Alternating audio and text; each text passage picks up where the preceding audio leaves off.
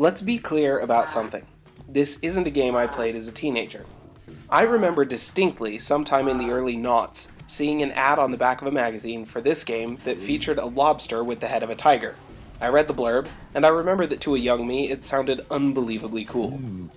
I was in the middle of my years-long obsession with Age of Empires at the time, and I thought that pretty much only real-time strategy games would ever work for me. And now here was one that allowed me to create my own units by mixing and matching different animals? How flipping cool was that? So I remember wanting the game. Quite a lot. Aching after it, actually. But it was this or Age of Mythology, so no, I don't have old memories of playing this game. But who cares? Just because this is a memory lane video doesn't mean they're my memories, and for all of you who did play this game back in the day, let's level. Because this game promised me the ability to create my own units out of hybridized creatures, I didn't hesitate for an instant to grab it in a build-your-own bundle on the Humble Store a couple of weeks back. Because this game promised me the ability to crossbreed a tiger with a lobster, my expectations for wacky hilarity and intricate control over my army were sky-flipping high. And I'm sure that all y'all who played this will agree with me.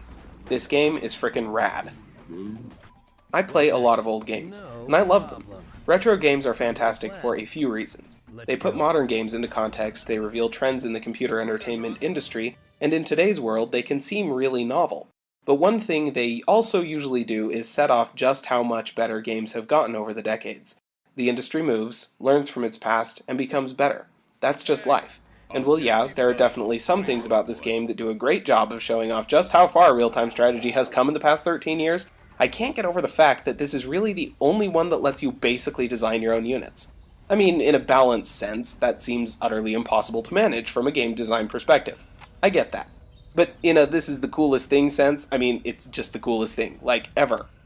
So let's get the nitty-grits out of the way. Impossible Creatures was developed by Relic Entertainment with publisher Microsoft Studios, and released in 2003.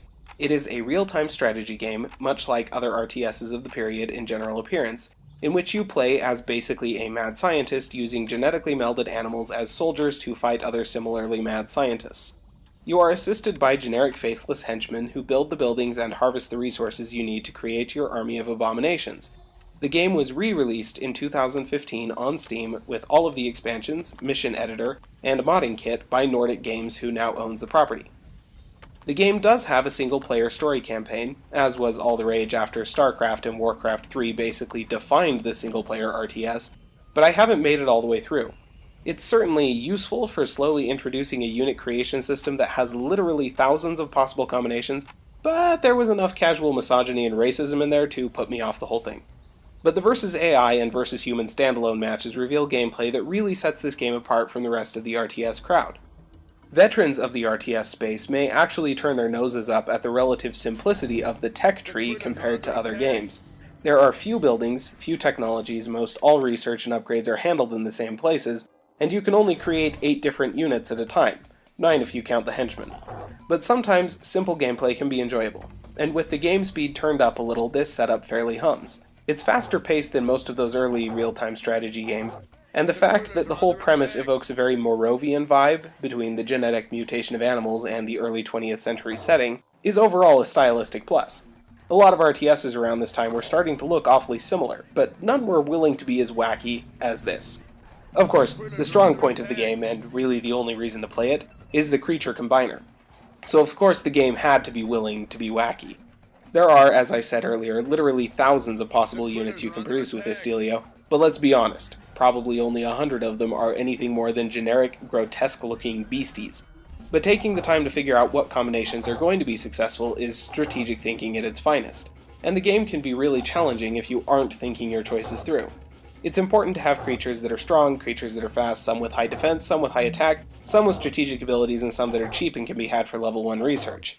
You can't just base the whole thing on whether or not you've got a tiger's head on a lobster's body. Yes, as you can see, I have bought into this whole thing hook, line, and sinker. So yeah, the campaign is a little annoying, the graphics are dated, and the gameplay is superficially pretty simple. But the core feature, the ability to combine animals and use them to fight, is a brilliant premise and is executed about as well as 2003 could reasonably be expected to manage. I mean, I cannot possibly imagine any better reason to throw down a few dollars on a classic like this than the fact that this thing exists, and the automatic name generator called it a lobster bear. Also, a giraffe with a fish's head that spits water at baddies. I mean, seriously, guys, can you honestly tell me you've got a better use for 10 bucks?